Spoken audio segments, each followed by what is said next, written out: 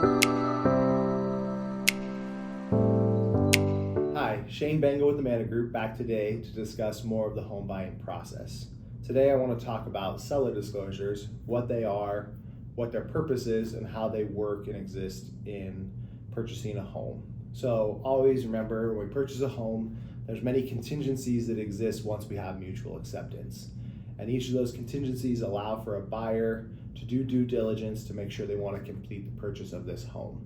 We've discussed many of them. Today I want to talk about seller disclosures, and this one's also very important for a seller as they prepare to list their home. So seller disclosures in the state of Washington are a 6-page document with quite a few questions about the home and the property, a bunch of yes, no, don't know, or not applicable. So, some of the questions are: does the house provide adequate potable water annually? The seller has to check yes or no. And then if they check don't know, that would be a little bit concerning to a buyer. Obviously, you need water in a house, and there's tons of other questions, structural questions, questions about whether you legally are allowed to sell the property, do you have the authority to.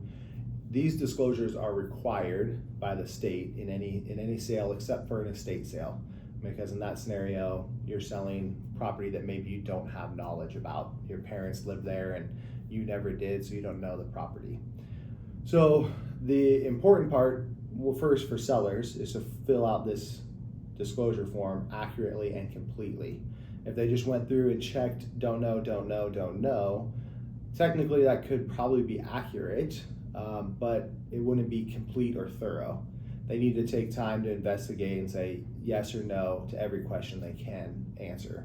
There are some things that you don't know. I've had clients that purchased a property and only lived there for a short time, and it was through the winter and they never used the sprinklers, so they don't know if the sprinklers work or don't work, and they check don't know.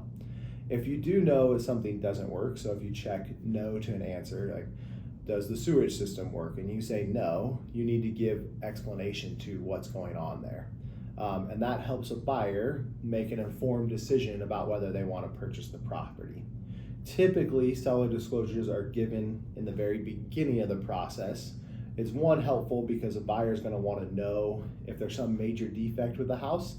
They're not going to want to waste money on an inspection or an appraisal and things that they maybe don't have to do when the seller says, yeah, there's no water at this property, the sewage system doesn't work, there's no power, it has all these problems. You may not want to purchase this home. It may have looked very pretty in pictures, but you would save the hassle by wasting any money.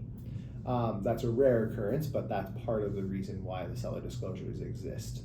Now, how this contingency works in the purchasing process is when seller delivers to the buyer the seller disclosures, the buyer has 3 days to review the disclosures and deem them acceptable or not acceptable. It's kind of a little known fact because usually they're delivered in the front hand. Also, no form has to be delivered that you're waiving the seller disclosure contingency. Just 3 days passes and it's over. So it's really to a disadvantage if a seller delivers them late. Say it was 25 days into the escrow process, this person had cleared their inspection, their appraisal, their financing, and everything was working out. So they had no contingency left, but they just found another home that they liked more. And they received the seller disclosures and they terminate the deal based on the disclosures. That would be perfectly legal. It would be a bit of a bummer for all parties involved, but that's why it's important the seller delivers them in the front end. It both helps save the buyer any risk of completing inspections and wasting money they don't want to, and it also doesn't allow for a late term cancellation of the contract, which would be big disadvantage to the seller. So seller disclosures are really important. It's important that sellers fill them out completely and accurately. It's also important that buyers review them completely and accurately, know if they're buying a property with any defects. There's also a built-in contingency to protect the buyer during this process.